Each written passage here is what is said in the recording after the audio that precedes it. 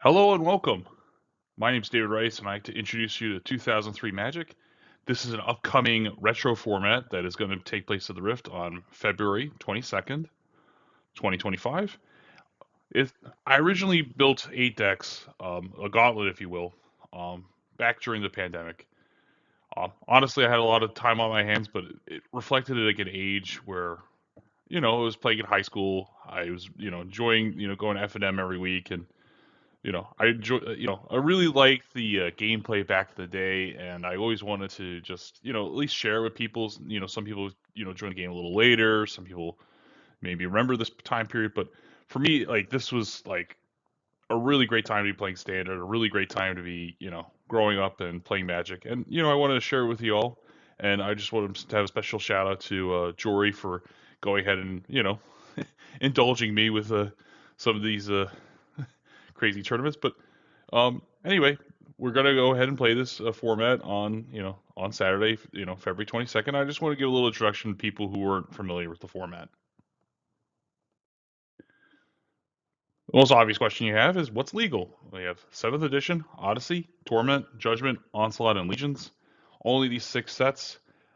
Now, the question that comes up all the time is why no Scourge? Well, Scourge introduced a couple cards that I think decrease the diversity of the deck. I mean, of the gauntlet, and it just I would really kind of you should really be playing Wake or Goblin Bidding in my opinion once Goblin War Chief, Siege Gang, and Decree of Justice came out. So I think it hurt the diversity and really make the format much more about those rather than with these you have a much more open playing field where you can play a bunch of different decks. Okay, if you're bringing your own deck, feel free to use any version of card from those sets. Um, Underground River, for example, it was printed in 7th, so it's legal in 2003 Standard. However, you can go ahead and use your Ice Age version. You can go ahead and use your Brothers War versions. You can use it from 10th edition. Any version of a card from those sets, go for it. Whatever you have in your collection, go for it.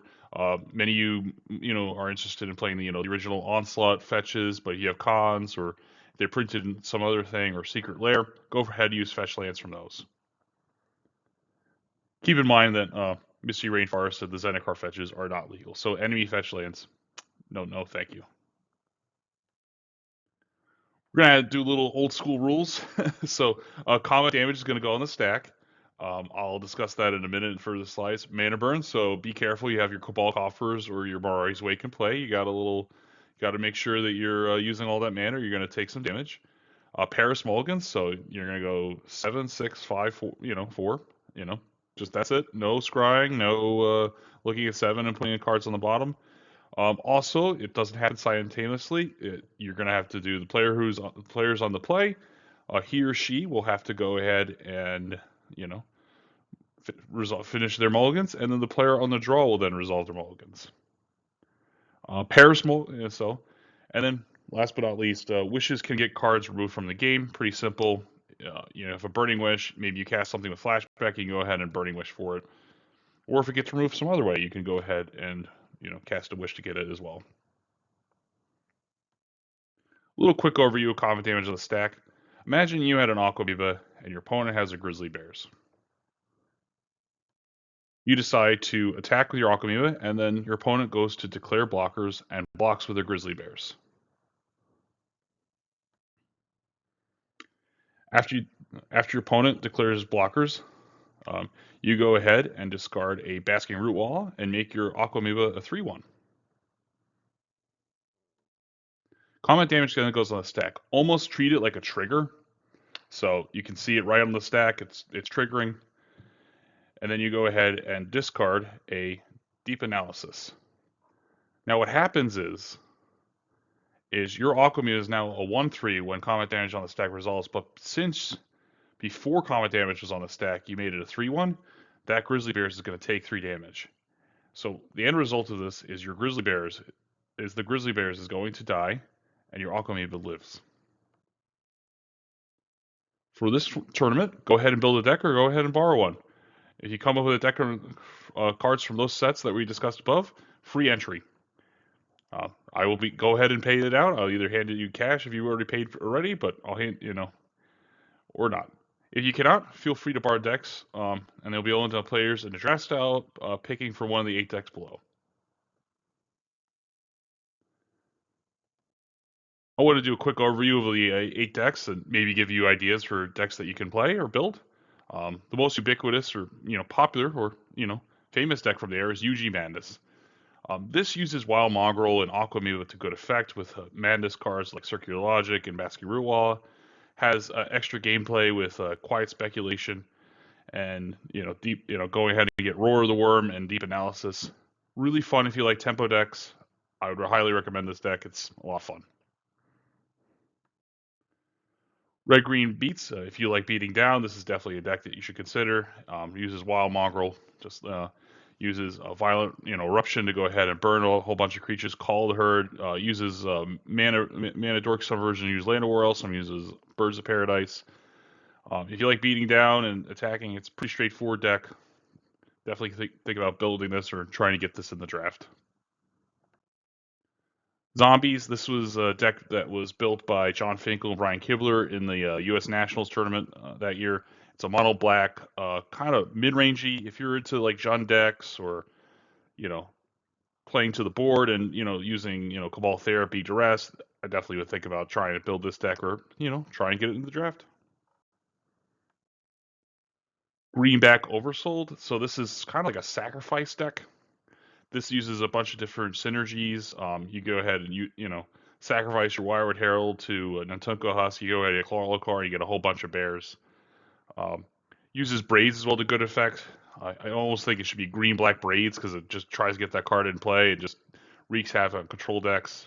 A lot of fun. If you're into sacrificing effects, definitely consider either trying to get this in the draft or build one on your own.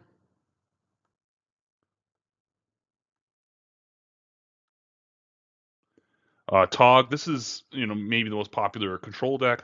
Blue black control deck uses classic cards like Counterspell, Duress, Force Spike, you know, and then backs it up with removal like Chainer's Edict and Smother. Has card advantage with Shadow Mage Infiltrator, and you can go ahead and get your opportunity in the sideboard. Psychotog is the main finisher. You can one of the main ways is you cast tap float 9 mana upheaval, and then with some combination of blue and black, you go ahead and cast Psychotog, and your opponent's essentially dead at that point. If you're into control decks, definitely consider this deck. Mono black control. This uses Cabal Coffers and a whole bunch of swamps. Um, is able to, go ahead and tutor things with Diabolic Tutor, Corrupt. If you're into mono black control, absolutely, this is the granddaddy of many decks that have popped up over time. Definitely a favorite of mine personally.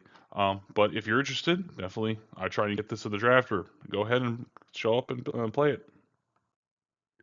Slide. This uses cycling cards. This helps you phase creatures in and out. It could be your opponents to prevent them from dealing damage to you, or you can go ahead and target your cartographer to go ahead and get your cycle lands back and have almost nearly endless loop. The main win conditions are Lightning Rift, where each time you cycle, you can deal 2 damage to your opponent, or Exalted Angel, or you can possibly get in there with Cartographer. If you're into cycling and making your opponents miserable and frustrated, definitely think about this deck. Cunning Wake. This is a band control deck. This uses Morai's Wake to create a whole bunch of different mana. Really uses Cunning Wish as a way to kind of have a draw engine. One of the tricks is Cunning Wish, exiles itself, so that means you can also Cunning Wish for Cunning Wish. But let's just say you had a Mirari in play and you copy your Cunning Wish, and then you can, Cunning Wish for whatever's in your sideboard, and you can also get another Cunning Wish, so you endlessly can Cunning Wish. A lot of fun if you're control decks or creating a whole bunch of mana. Definitely think about this deck. That's the 8, but if you're interested, there's other decks that were in the format. Battle Wits is almost like a Psychotog deck, but would, run, 250 cards. There's a version that John Finkel built from back in the day that I have a copy of. If you want the list, I can go ahead. Feel free, and I'll DM you the list. Black White Clerics. That's kind of a mid-rangey kind of creature deck with Rotlung Reanimators and the works. Reanimator used Do Necromancer stitched together to go ahead and reanimate great hits like Akroma, Phantom Neshoba, Burning Bridges, which was just a mono red burn deck. Play Ensnaring Bridge, your opponent can't attack you, and just burn them.